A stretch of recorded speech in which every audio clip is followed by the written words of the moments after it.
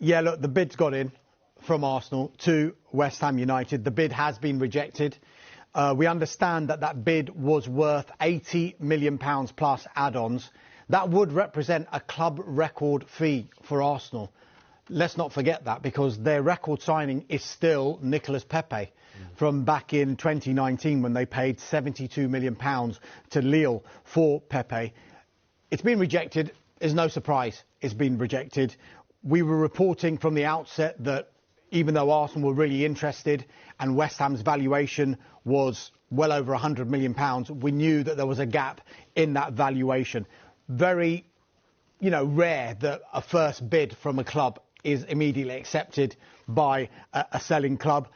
Are we expecting Arsenal to go back in? I think 100% we are expecting them to go back in, and we're expecting them to go back in very, very soon. But it started now, officially. Arsenal have gone to West Ham. They've put the bid on the table. West Ham have said no. Let's see what happens next. Let's see what happens. Anton, should we let you chime in now then? Oh, I can if you want me to. Yeah, look, should we talk about the West Ham side? That's the Arsenal side. Dharmesh has wonderfully covered. But look, I think it's interesting because West Ham aren't particularly happy about A, how much has been offered initially, and B, how that structure would be. So essentially, we all know that, as Dharmesh was just saying, West Ham want about £120 million, or let's start talking at £100 million and see if you want to throw some players into the mix.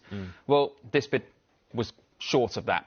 Also, the structure. Obviously, most clubs, selling clubs, want as much money up front as soon as possible, as few clauses as possible, so they can, obviously, there's fewer complications and they know how much they're going to get guaranteed. Well, West Ham not happy about the structure that was on offered. So again, it's not just Arsenal have to come back with a bigger bid, but also one that's probably more appetising to West Ham as well. So it's interesting, you mentioned the Nicolas Pepe deal from a few years ago from Lille. That was so high because they stretched out over 5 years. So again, not many clubs want that kind of deal. They want as much up front as possible. Yeah, just talking about that particular deal, Arsenal were dealing with a French club. And £72 million over that period is something that normally is acceptable to a French club. We're talking about two Premier League clubs here. Declan Rice has got 2 years left on his contract. That's why West Ham are saying, yes, we accept that he's probably played the last game.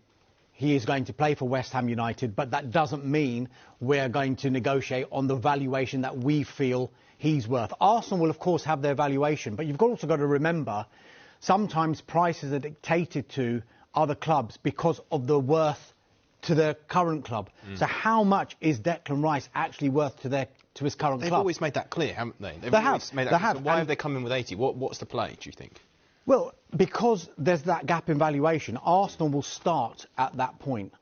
And then they will hope that there will be some sort of compromise on that price, be it more money up front or more money in achievable add-ons in the conditions on those add-ons and incentives. There is another issue that Arsenal might face here, because it's our understanding now that in the background another club is lurking with regard to Declan Rice. That club happens to be the champions, the treble winners, Manchester City. We know that they are interested, and I was told today the following: City are keeping an eye on Rice's situation, but nothing more substantive than that as yet. What's the players' situation with this? Because my understanding from the outside is that Declan Rice is quite keen on a move to Arsenal. Well, but nobody can say no to Manchester City. Well, this is a situation that Arsenal will hope will transpire, because they will have a certain valuation for the player. Now, if you imagine, West Ham United will be loving the fact that Manchester City are keeping an eye on this situation, because they can now have almost a bidding war for Declan Rice. They will say to Arsenal, yes, if he does want to go to you and no one else is interested, there might have to be some sort of compromise here. But if another club does come in, and a club as big as Manchester City, then what will that do to the price, and what will that do to Arsenal's approach to what is effectively their primary target? Now, we're saying that City are keeping an eye on their situation. That's as far as it's going at the moment. And that's because it's all against the backdrop of their current midfield. And we know there's a situation there with their captain, 𝐈𝐌𝐌𝐿𝐾𝐃. He's out of contract in a matter of weeks. He's just won the treble. Manchester City's manager, Pep Guardiola, after the FA Cup final victory, I was in that news conference after Gundogan had effectively won the FA Cup final for them. What's his future? Have you tried personally, and do you have any say personally to try and make him stay? He says, look, we're neighbours. I speak to him all the time. He knows what I want. He knows I want him to stay. But you just wonder, after 7 years at Manchester City, it was Pep Guardiola's first signing.